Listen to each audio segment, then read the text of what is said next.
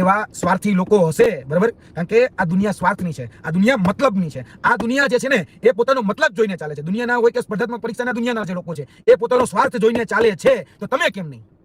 આજે એ પોતાનો સ્વાર્થ જોઈને ચાલે છે, જે જાણે છે કે મારું મેરિટની અંદર નામ આવી ગયું છે અને એને પણ ખબર છે મારા આટલા માર્ક મોટા હતા, મને નોર્મલાઇઝેશનનો ફાયદો મળ્યો ને એટલે મારું નામ આવ્યું છે. એ જાણે છે. જો એ સ્વાર્થી બની શકતા હોય તો તમે તમારા હકના રોટલા માટે શા માટે નહીં? સ્વાર્થી બનવા કરતા પણ યાદ રાખજો, હું એઝ એ નૈતિકતા ઉપર અને માનવીય અભિગમથી મારી વાત મૂકી રહ્યો છું કે હા ખોટું થઈ રહ્યું છે તો કહેવાની તાકાત, મારું નામ આવે કે મારું નામ ન આવે, બરાબર, પણ આ ખોટું છે એ ડંકાની ચોટ ઉપર કહેવાવું જોઈએ. કોઈ સપોર્ટ કરે, કોઈ કોચિંગ ઇન્ડસ્ટ્રી કે કોચિંગ સંસ્થા તમારી પડખે આવે, કોઈ વ્યક્તિ તમારી પડખે ઉભો રહે કે ન ઉભો રહે, યુવરાજસિંહ આવે કે ન આવે, કોઈ ધારાસભ્ય આવે કે ન આવે, પણ તમારી લડાઈ લડવાની તૈયારી હોવી જોઈએ. જો તમારી લડાઈ લડવાની તૈયારી નથી તો યાદ રાખજો તમારા વતીની લડાઈ પણ કોઈ લડવાનું નથી. નોકરી તમારે જોઈએ છે, 5554 ની પોસ્ટ હવે ક્યારે જીવનમાં બીજી વખત નહીં આવે. તમારી લડાઈ હોય તો તમારે જાતે આગળ આવી અને લડવું પડશે, બરાબર? બાકી તમારા વતી લડાઈ કોઈ નહીં લડે.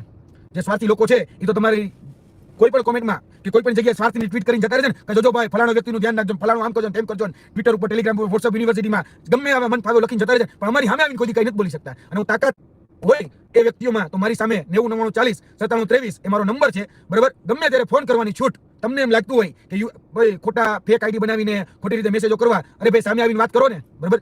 બુઝદિલ શા માટે બનો? તમે સાચા હોય તો સામે આવીને વાત કરો. આયો 90 99 40 97 23 મારી ટીમ ફોન ઉપાડશે અને કહેજો કે યુવરાજસિંહ જોડે વાત કરવી છે, બરાબર? આ મુદ્દા ઉપર વાત કરવી છે, અમે સામેથી ફોન કરીશું, બરાબર?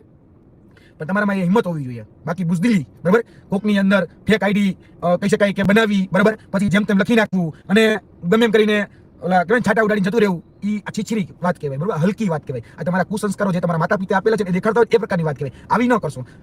હિંમત હોય તો સામે આવીને લડી લો મિત્રો.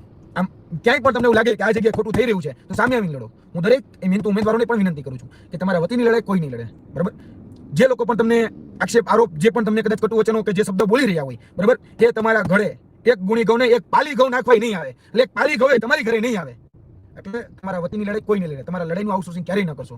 હું ઘણી બધી વાત અત્યારે હું જાણી રહ્યો છું, ઘણી બધી બાબત મને ખબર છે.